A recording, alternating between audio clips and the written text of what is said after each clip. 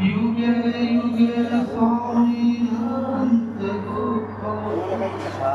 दातारमुक्तं पुरुषं पुराणं चरणारविन्दं सततं नमामि चरणारविन्दं सततं नमामि। बोलिए सतगुरुदेव की जय। प्रातः स्मरणीय परम पुरुष परमात्मा बंदी छोड़ सतगुरु कबीर साहब एवं इस पावन धरा पर उपस्थित मृत मंगलमय संत समाज, धर्म स्नेही बंधुओं, श्रद्धामूर्ति माता, आज का यह परम सौभाग्य का दिन है। हमारे भक्त प्रिय भोला साहब जी के सौजन्य से ये कार्यक्रम संपन्न होना है। मैं उन्हें खूब खूब धन्यवाद देता हूँ कि उन्होंने संत महापुरुषों का वाणी वचन का लाभ आप सबको प्रदान किया।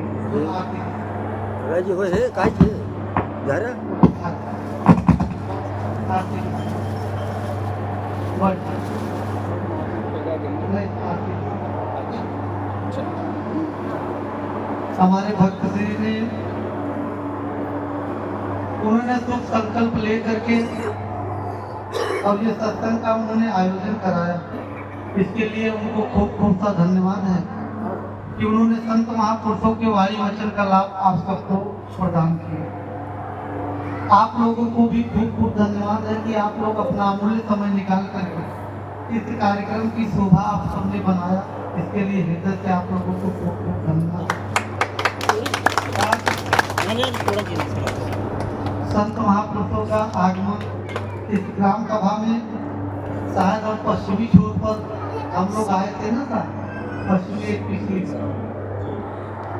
ये पलटू ग्राम सभा में हमारी डॉक्टर साहब की है, उनके यहाँ संतों का आगमन एक बार हुआ। शायद एक कार्यक्रम छोटा हमारे भोला साहब जी भी कराए थे। और सत्संग का जो शुभ संकल्प होता है वो मनुष्य के कल्याण के लिए, आत्म कल्याण के लिए सत्संग का आयोजन किया जाता है।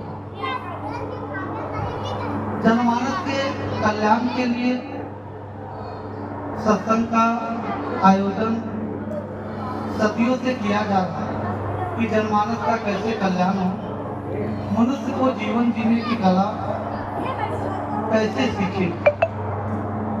ये सब बातों को लेकर के सत्संग का आयोजन होता है कि मनुष्य को जीवन जीने की कला सिखाई जाती है। आज हमारे महापुरुषों ने आप सबको इस जीवन के मूल्यों को आप सबके बीच में रखा कि मनुष्य शरीर प्राप्त करने का मूल्य क्या है। मनुष्य शरीर प्राप्त करके हम सबको जीवन कैसे जीना चाहिए और हम सबको किस मार्ग पर चल करके अपने जीवन का कल्याण हम सबको करना चाहिए। आज संसार में हम लोग देखते हैं कि हर मनुष्य दुखी है, हर जीव जगत दुखी है। क्यों दुखी है? क्योंकि अज्ञानता के कारण मनुष्य अज्ञान दशा में जीवन जी रहा, इसलिए हर मनुष्य दुखी है। भैया जी सत्संग के समय ज्यादा हल्ला न करिए, नहीं तो सुनने में भी फिर आनंद नहीं आएगा। शांति बना करके बैठिए और जो भी सेवा करना है सेवा करते रहिए, क्योंकि ये अनमोल समय है सत्संग का। तो इस अनमोल समय को आप जो है कि यूं ही मत बिताइए। हम सबको ये मनुष्य शरीर मिला है, परम सौभाग्य से हम सबको मनुष्य शरीर परमात्मा ने दिया और उस परमात्मा को कम से कम हम लोग हृदय से धन्यवाद प्रतिदिन ज्ञापित करें कि हमें मनुष्य शरीर परमात्मा ने दिया है। तो मनुष्य शरीर प्राप्त करने का उद्देश्य हमें हमारा होना क्या चाहिए? क्या मकान बनाना, रुपया कमाना, परिवार चलाना, क्या यही उद्देश्य के लिए हम सबको मनुष्य शरीर मिला है? इस पर हम लोगों को गहन चिंतन करने की जरूरत है। मनुष्य शरीर हम सबको मिला, ये साधनों का धाम है, मोक्ष का द्वार। सतगुरु कबीर साहब कहते हैं कि उठ जाग मुसाफिर भोर भई, अब रैन कहाँ जो सोवत है। हम मनुष्य को सदगुरु कबीर साहब निरंतर जगाने का प्रयास किए अपने जीवन काल में, अपने वाणियों के द्वारा, अपने साखी शब्द रवैनी के द्वारा जनमानस को उन्होंने जगाने का प्रयास किया। लेकिन एक बात हम जरूर करना आप सबसे चाहेंगे, क्योंकि समाज को गुमराह करके आज स्वार्थी जो गुरुजन हैं, समाज को गुमराह करके आप सबका शोषण सदियों से किए। क्योंकि किसी भी महापुरुष के अगर विचारधारा को जनमानस में ग्रहण न होने दे, इसके लिए उनको जाति से, धर्म के बंधन में बांध देना, जाति के बंधन में बांध देना, ऑटोमेटिक वो समाज से, महापुरुष से कट जाता है।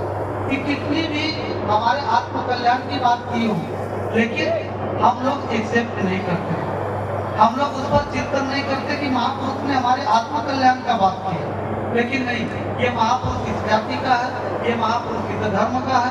अरे महापुरुष जो होते हैं धर्म और जाति से ऊपर उठ करके जीवन जीते हैं, उन्हें धर्म और जाति से कोई लेना देना नहीं है। आज भी आप भाड़ में जाए, आप नर्क में जाए, आप दुखों में जीवन जिए, उनसे कोई लेना देना नहीं है। उनको केवल अपने द्रव्य से लेना देना, रुपया, पैसा, धन दौलत जो आप चढ़ाते हैं, उसी से उनको लेना देना है। आपका आत्म कल्याण हो न, आत्म कल्याण हो न हो, परमात्मा से मिलन हो न हो, उससे उनसे कोई लेना देना नहीं है। शास्त्र विरुद्ध जो है कि भक्ति कराने के लिए लोग अमाता और तमाम ऐसे गुरुजन कराते भी हैं, और आप लोग भी उस बंधन में बंधे हुए हैं। इसलिए हम सबको हमेशा इस पर निष्पक्ष होकर के चिंतन करना चाहिए, मनन करना चाहिए कि हमें भक्ति, कौन सी भक्ति करनी चाहिए, किस भक्ति से हमारा आत्म कल्याण होगा, किस भक्ति से हमारा जीवन का कल्याण होगा। इस पर हम सबको विशेष चिंतन करने की जरूरत है। और हम तो यही कहते हैं कि कबीर पर, सदगुरु कबीर जो मानव जगत के लिए उन्होंने जो संदेश दिया, अभी आज कुछ दिन पहले 11 तारीख को कबीर प्राकट दिवस था। सदगुरु कबीर साहब का प्राकट दिवस हम लोग मनाए गति।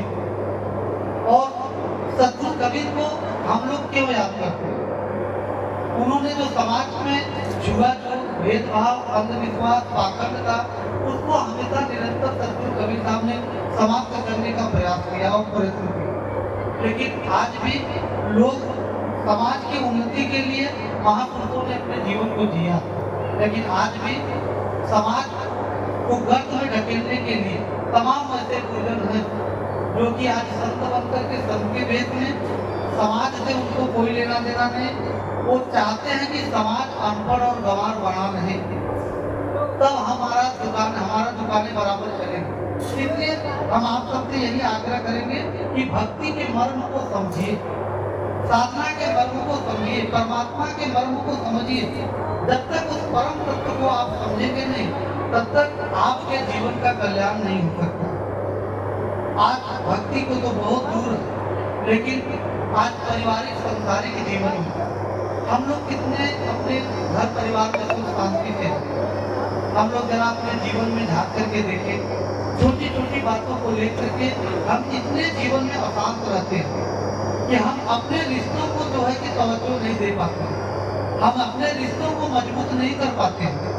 आज इसी कारण से हर परिवार में कलेश का वातावरण हो। हमको हजारों घर में जाते हैं, देखते हैं कि आज कोई अपने बेटे से परेशान है, कोई अपने बेटी से परेशान है, कोई अपने बहू से परेशान है, कोई अपने सासू से परेशान है, कोई अपने देवरानी से परेशान है, कोई जेठानी से, कोई पति से, किसी न किसी रिश्तों से लोग परेशान हैं। लेकिन हम लोगों को इस पर मनन करना चाहिए। रिश्ते में जब तक मधुरता नहीं आई, जब तक भौतिक जीवन में सुख शांति आपके नहीं आई, कोई भी भक्ति कर लीजिए, आप उसमें सुख शांति आपके जीवन में नहीं मिल सकता। इसलिए मेरा आप सबसे निवेदन है, आग्रह है कि आप लोग पहले भौतिक जीवन को सुखमय और शांतिमय बनाएं। आप रिश्तों में जाते हैं, नातों में जाते हैं, कहीं और भी समाज में जाते हैं, तो कितना अच्छा बन करके आप लोग अपने जीवन में पेश होते हैं। रिश्तों में अच्छा बनने की कोशिश करते हैं कि नहीं, मैं बहुत अच्छा हूँ। क्या वही व्यवहार हम लोग परिवार में कर पाते हैं? अभी हम साधना की चर्चा करेंगे, भक्ति की चर्चा करेंगे, लेकिन सबसे जरूरी है कि हम लोग व्यवहारिक जगत में हम जीवन कैसे जी रहे हैं, इस पर हम लोग